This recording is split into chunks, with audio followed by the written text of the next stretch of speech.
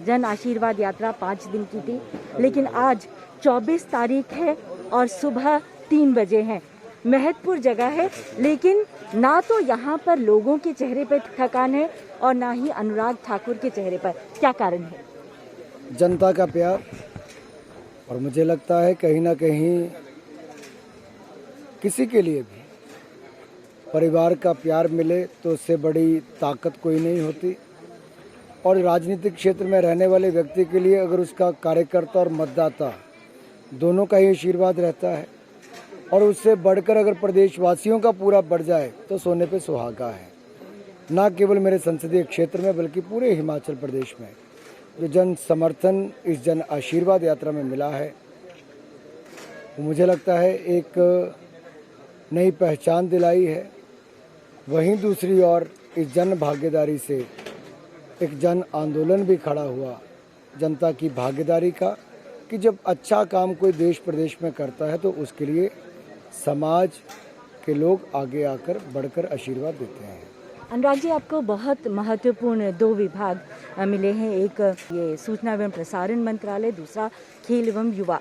आज अगर युवाओं की बात करें तो बहुत बड़ी चुनौती है, खास करके जब युवा नशे की ओर आगे जा रहा है। कैसे देखते हैं इसे? देखिए, उसमें 2 काम करने पड़ेंगे। एक, सरकार के साथ समाज की भागीदारी, सरकार के साथ परिवार की भागीदारी, क्योंकि परिवार को समझना पड़ेगा कि बच्चे कर क्या रहे हैं। सरकार को सप्लाई चेन को रोकना पड़ेगा। समाज को कुल मिलाकर जब ऐसे लोगों का पता चलता है तो उसके बारे में जानकारी देकर उसमें सुधार करने की आवश्यकता है। जब ये सब होगा, एक तो उससे फ़र्क पड़ेगा। दूसरा, युवा हमारी सबसे बड़ी ताकत है, और युवा अगर नशे से ग्रस्त होगा तो हमारा वर्तमान और भविष्य दोनों बर्बाद हो जाएंगे। इसलिए इससे बचाने की आवश्यकता है। और मेरे युवा कार्यक्रम के माध्यम से भी हम लोग ऐसे बहुत कार्यक्रम करने की सोच रहे हैं, लेकिन साथ ही साथ खेलों को बढ़ावा जब देंगे तो यूथ का चैनलाइजेशन ठीक जगह होता है।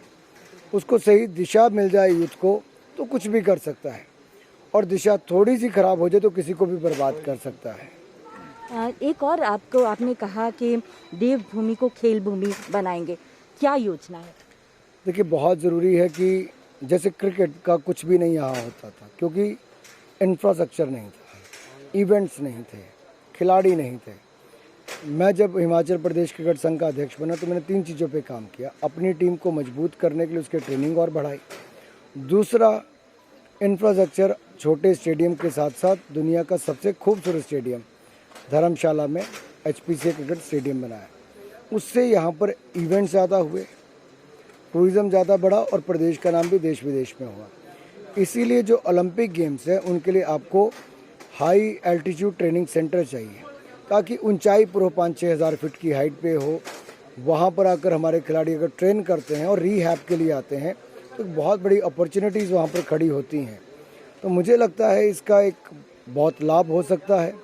दूसरा, हर ज़िले में खेल का इंफ्रास्ट्रक्चर और बेहतर करना, खड़ा करना, ये बहुत आवश्यक है।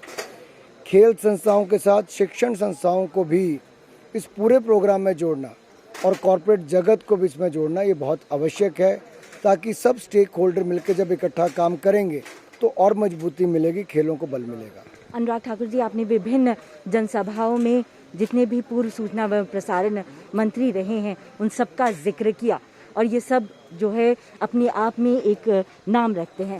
आप इस चुनौती को कितना बड़ा देखते हैं? देखिए, जिस समय में समय के साथ साथ टेक्नोलॉजी बदलती है, चुनौतियां भी बदलती हैं, परिस्थितियां भी बदलती हैं। तो जब शुरू के काल में रहे होंगे तब गिने चुने समाचार पत्र थे, टीवी चैनल था नहीं, रेडियो, आकाशवाणी के अलावा कुछ था नहीं। आज प्लेटफॉर्म्स बहुत ज़्यादा हैं। आज प्राइवेट टीवी चैनल्स बहुत हैं, जनरल एंटरटेनमेंट के बहुत हैं, न्यूज़ चैनल्स बहुत हैं। साथ ही साथ न्यूज़पेपर भी सैकड़ों की तादाद में, चैनल सैकड़ों की तादाद में। तो उनको कंटेंट किया जा रहा है, देश हित में क्या है, देश को ख़राब करने वाला या उसके अलावा भी जो सही नहीं है, इसकी भी जिम्मेदारी जहां एक और चैनल की है वहां पर सरकार की भी है, एक तरह से उसकी देखरेख करना। नए प्लेटफॉर्म्स, OTT प्लेटफॉर्म्स जो आए वो अपने आप में चुनौती भरा एक काम है, क्योंकि नई इमर्जिंग फील्ड है। उसके लॉज बनाने से लेके बाकी सब पे काम करना, उस पे करने की आवश्यकता है। लेकिन कुल मिलाकर मुझे लगता है कि सूचना प्रसारण, एक तो सूचना सही हो और प्रसार भी उसका उचित हो, जन जन तक पहुंच सके, इसके लिए काम करना पड़ेगा।